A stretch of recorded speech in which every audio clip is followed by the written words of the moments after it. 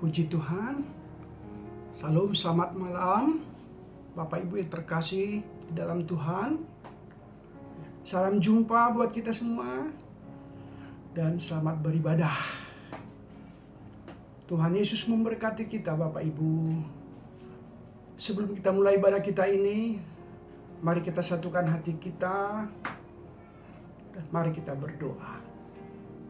Bapa Sorgawi, terima kasih, kami bersyukur buat anugerah berkat limpah rahmat atas kami ya Tuhan, yang senantiasa boleh Engkau limpahkan bagi kami.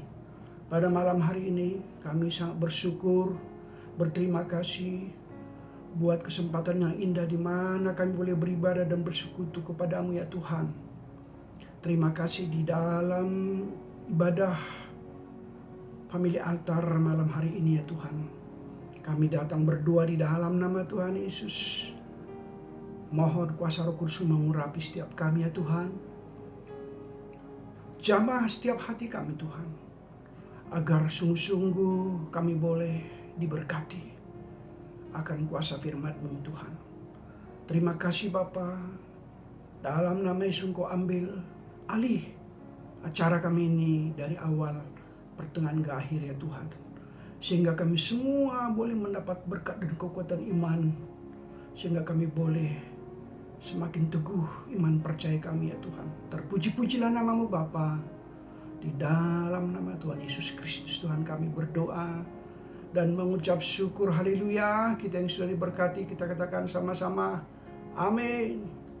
Puji Tuhan Bapak Ibu. Mari kita mulai acara kita malam hari ini. Malam yang penuh berkat tentunya.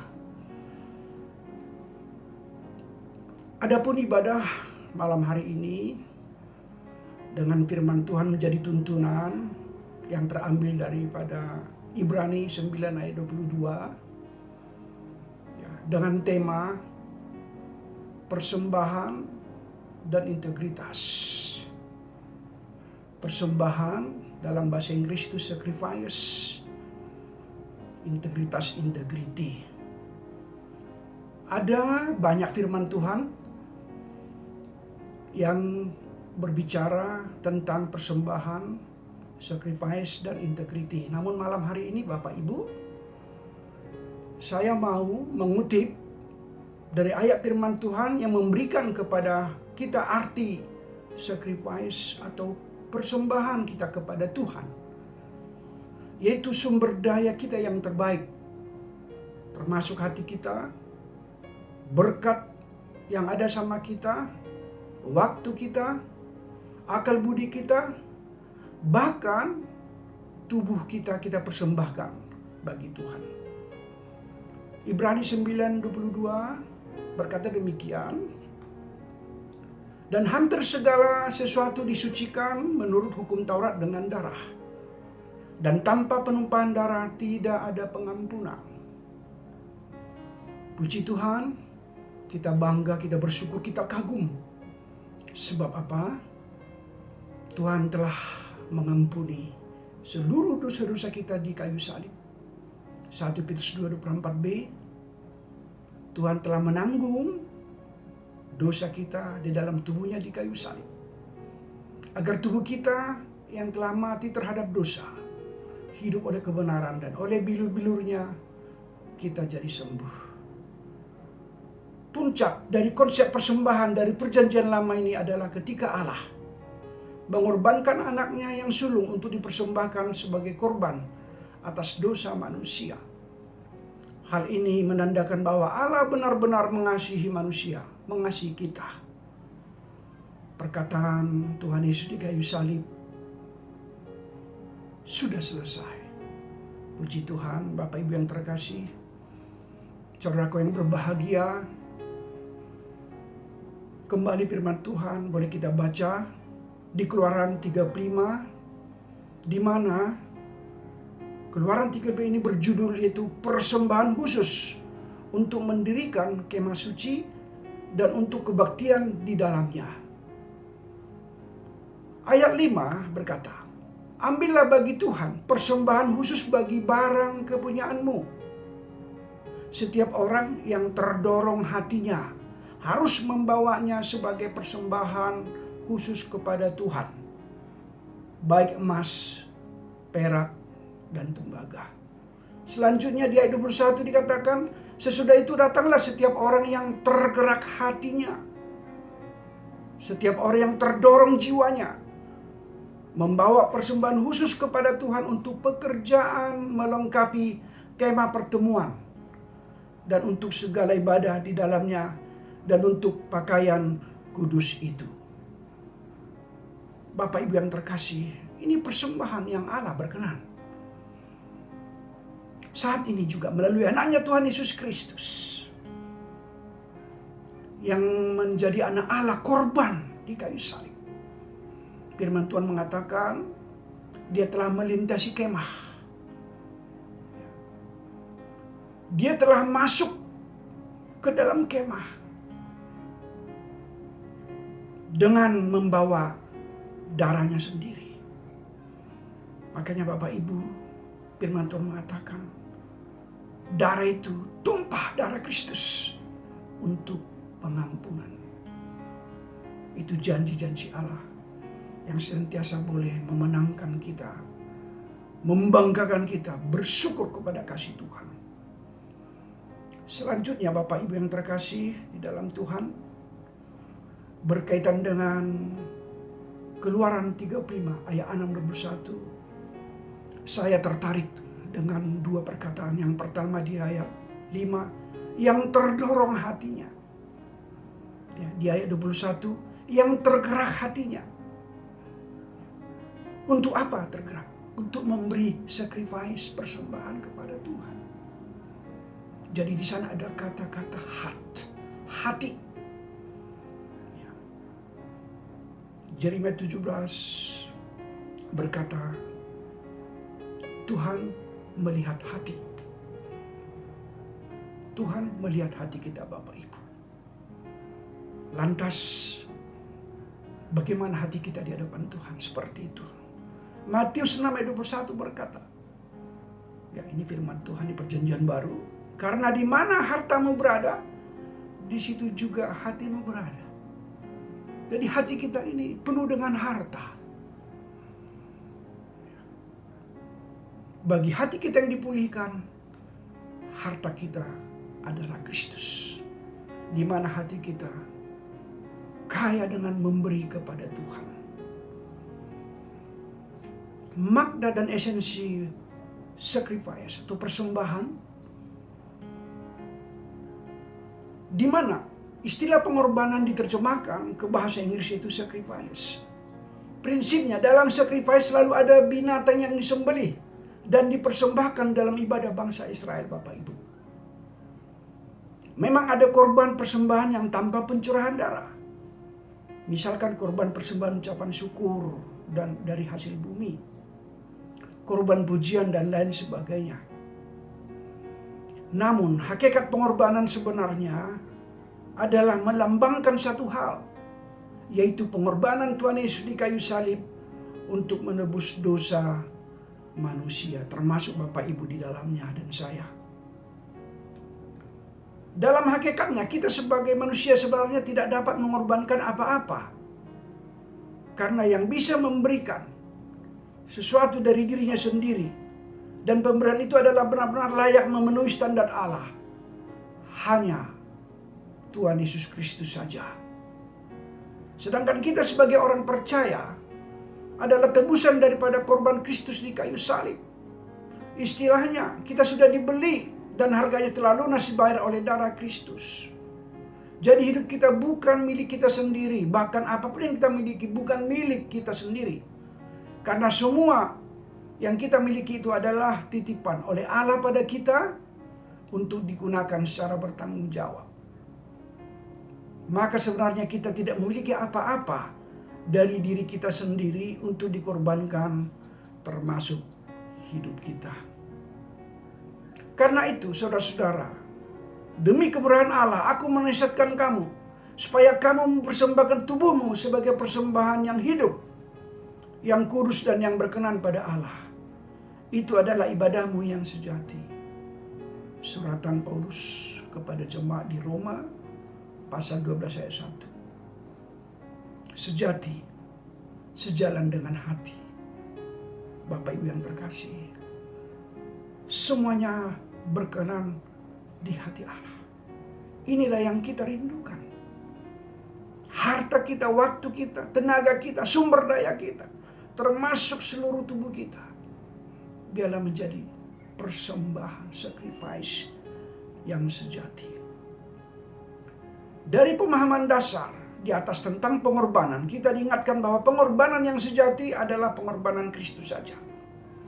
Karena itu sebagai orang tebusan Kristus seharusnya hidup kita tidak bisa dilepaskan dari ungkapan rasa syukur kita, thankful kita kepada Tuhan.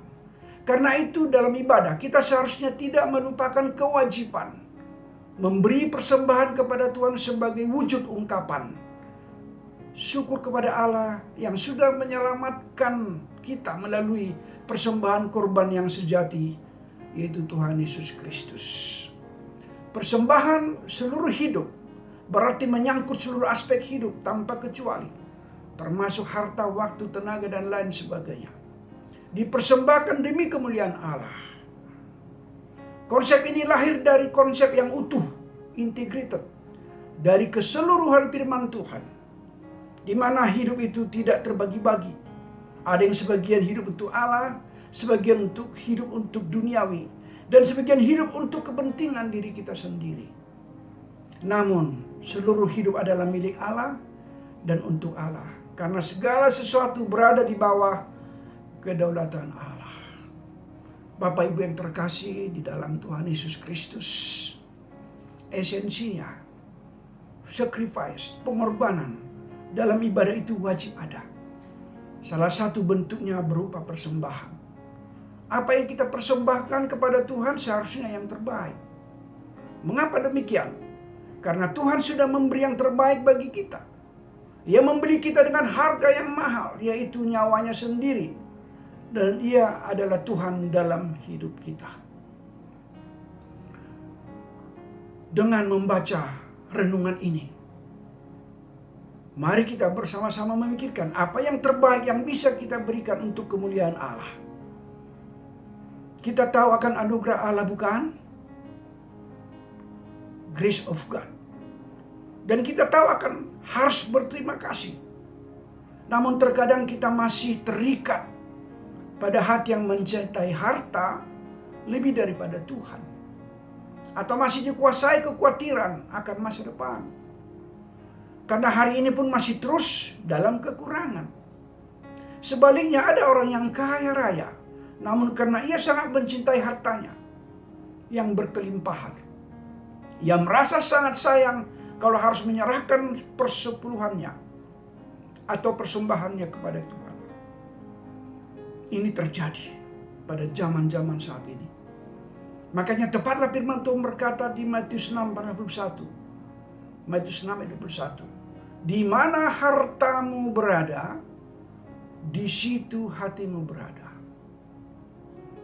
Terkadang firman Tuhan ini perlu kita renungkan. Apakah benar atau tidak?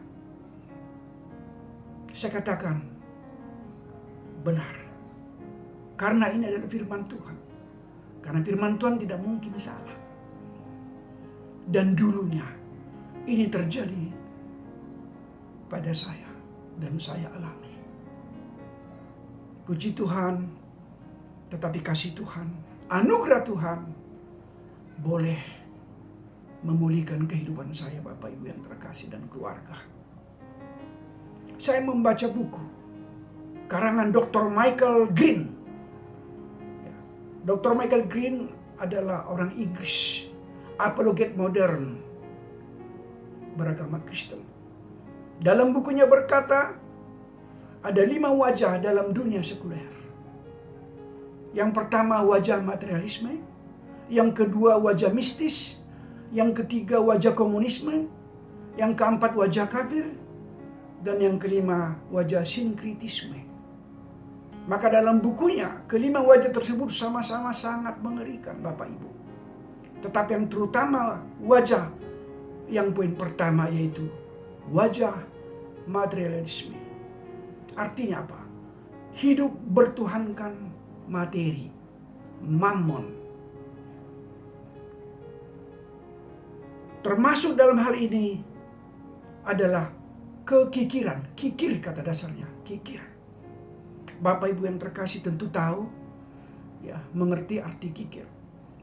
Menurut Kamus Besar Bahasa Indonesia, arti kikir adalah terlampau hemat memakai harta bendanya, alias pelit.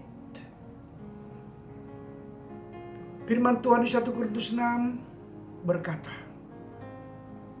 orang kikir tidak mendapat bagian dalam kerajaan Allah.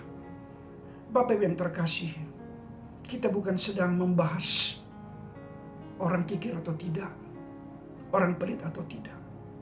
Tetapi kita sedang merenungkan sebuah pesan firman Tuhan yang terkait dengan sacrifice, persembahan yang berintegritas, yaitu persembahan sumber daya kita seturut dengan kebenaran firman Tuhan.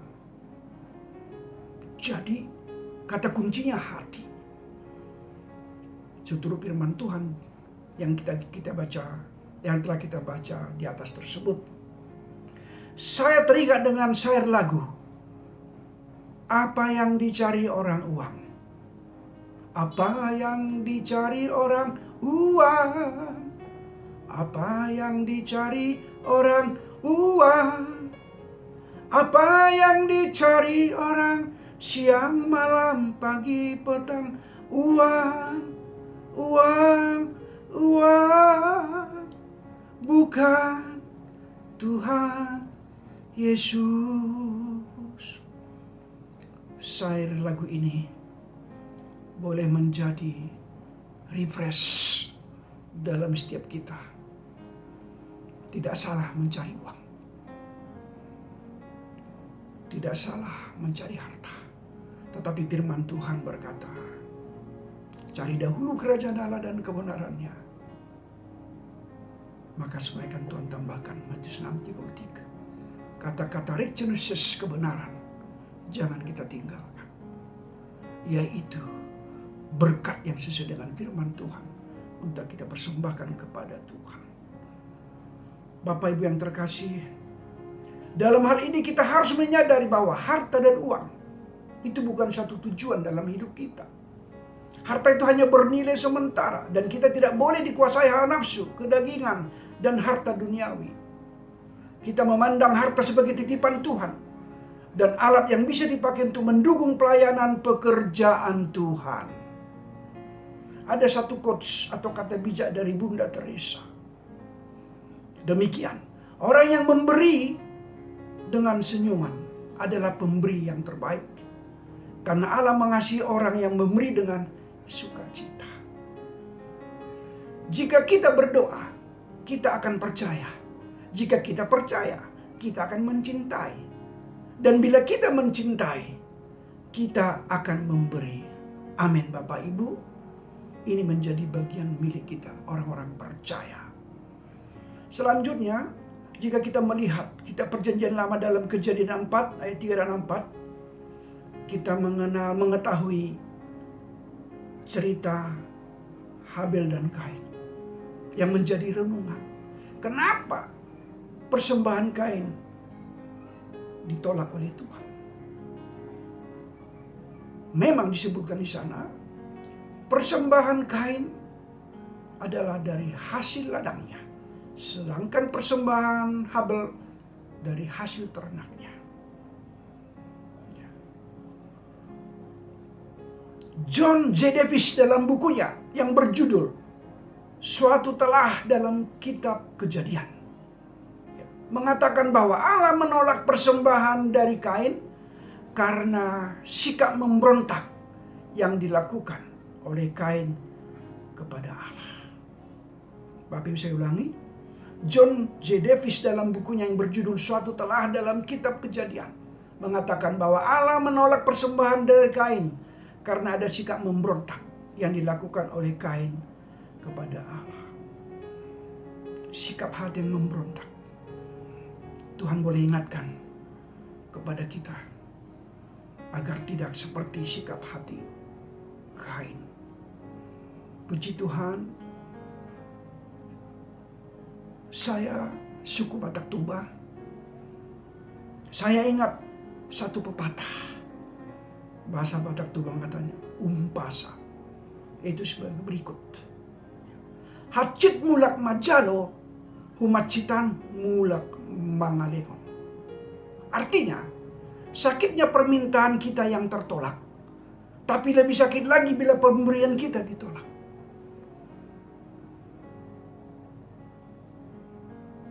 Khotbah seorang pendeta di YouTube berkata demikian. Tuhan membutuhkan persembahan dari hati yang terdalam dan sungguh-sungguh. Tuhan kaya raya, Tuhan tidak membutuhkan hartamu. Tuhan membutuhkan hatimu. Kalau Tuhan menjual satu bintang saja, tidak akan ada yang mampu, yang sanggup sekaya untuk membelinya. Sederhana, tetapi bisa menjadi bahan renungan bagi kita, Bapak Ibu yang terkasih. Dari uraian tersebut di atas kita telah sharing sama-sama mengapa kita memberi persembahan kita. Yaitu sebagai ucapan syukur kita dan kagum hormat kita kepada Tuhan. Inilah sebenarnya dasar yang terdalam. Kita boleh merenungkan hal ini senantiasa. Sehingga apa yang harus kita lakukan dalam memberi itu satu keputusan kerinduan yang final, yang terbaik, yang terindah kepada Tuhan. Sesuai dengan tuntunan Tuhan kepada kita. Ada beberapa poin yang saya sampaikan dalam sharing malam hari ini. Yang pertama, bahwasanya memberi persembahan itu harus dengan dorongan hati kita. Hati kita tergerak memberi persembahan yang terbaik kepada Tuhan. Ini yang Tuhan sukai. Itu yang pertama, Bapak Ibu. Yang kedua, memberi dengan kerelaan dan tulus hati. 1 Tawarik 29 berkata, bangsa itu bersuka cita karena kerelaan mereka masing-masing. Sebab dengan tulus hati mereka memberikan persembahan sukarela kepada Tuhan. Juga Raja Daud sangat bersuka cita. 2 Korintus 9 ayat 7 berkata, hendaklah masing-masing memberikan menurut kerelaan hatinya. Jangan dengan sedih hati atau karena paksaan, sebab Allah mengasihi orang yang memberi dengan sukacita. Artinya Bapak Ibu, bila ada kerinduan dan ketulusan dan hati yang rela untuk memberi, maka hal ini tidak akan jadi masalah. Jujur Bapak Ibu, hal ini saya sudah alami. Puji syukur kalau boleh memberi persembahan untuk pembangunan rumah Tuhan dan kerajaan Allah. Yang ketiga, memberi dengan tidak bersungut-sungut. Ibrani 13 ayat 15. Hal ini penting sehingga dituliskan kepada di dalam firman Tuhan. Sebab itu marilah kita oleh Dia senantiasa mempersembahkan korban syukur kepada Allah, yaitu ucapan bibir yang memuliakan namanya. Yang keempat, Bapak Ibu yang terkasih, memberi dengan berhiaskan kekudusan dan kebenaran. Tertulis dalam Mazmur 96 ayat 7 dan 9, Mazmur 4 ayat 6. Demikian firman Tuhan. Persembahkanlah korban yang benar dan percayalah kepada Tuhan. Persembahan yang benar bukan daripada hasil kefasikan, bukan daripada hasil yang tidak benar, tetapi sebenarnya hasil dari kebenaran, sehingga menjadi korban yang harum di hadapan Tuhan. Yang kelima, memberi adalah perintah Tuhan.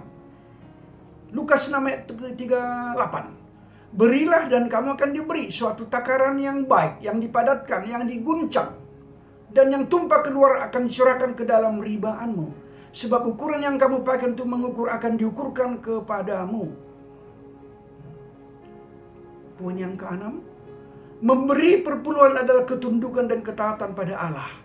Malaikat 3 ayat 10 dan Amsal 3 ayat 9 10 berkata demikian, muliakanlah Tuhan dengan hartamu dan dengan hasil pertama dari segala penghasilanmu. Puji Tuhan, kita boleh diingatkan kembali akan 10% kita. Kita lulus dalam hal ini. Kalau tidak, kita pencuri milik Allah.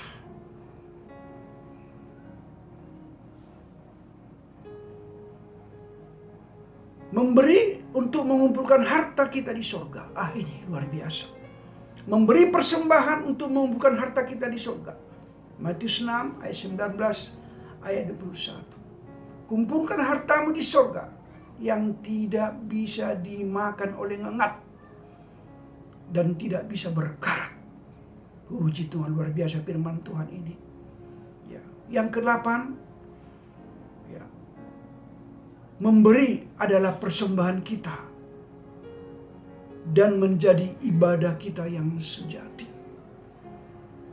Bapak Ibu yang terkasih di dalam Tuhan Yesus Kristus, kiranya malam hari ini kita boleh sama-sama menikmati. Dengan menikmati, kita boleh semakin rindu memberi yang terbaik kepada Tuhan, memberi yang terindah kepada Tuhan. Dan ini adalah suara Tuhan. Roh Kudusnya boleh bekerja di dalam setiap kita, diberi kuasa menjadi saksi Tuhan. Ya, di Yerusalem, Judea sampai ujung bumi, termasuk di dalam mengasihi Tuhan di dalam bentuk persembahan kita kepada Tuhan. Bapak yang terkasih, dari apa yang kita dengar dan sharingkan dalam ibadah ini, semoga kiranya roh kita menyala-nyala melayani Tuhan dan memberi persembahan kita yang terbaik buat Tuhan. Mari tetap kita kobarkan apa yang menjadi moto FH kita. Kesatuan hati, tumbuh bersama, dan membawa jiwa-jiwa bagi Kristus. Tetap membara sebagai duta-duta, ambasadornya Kristus di dalam memberi persembahan yang terbaik. Dengan hidup di dalam integritas. Integritas tom, penuh, genuine parts. Jadi original. Di mana dunia boleh melihat kita sebagai garam saksi terangnya Tuhan di dunia ini. Dan sebagai firman yang berjalan. Pelita kita tidak redup, namun tetap bercahaya berkilau-kilauan. Garam kita tidak tawar, namun tetap asin. Puji Tuhan. Saya menyapa dengan kasih dan senyuman Bapak Ibu yang terkasih dimanapun berada. Salam semuanya Bapak Ibu terkasih dalam Kristus. Mengucap syukurlah kita senantiasa semangat beraktivitas. Salam sehat dan limpah berkat Tuhan. Selamat malam.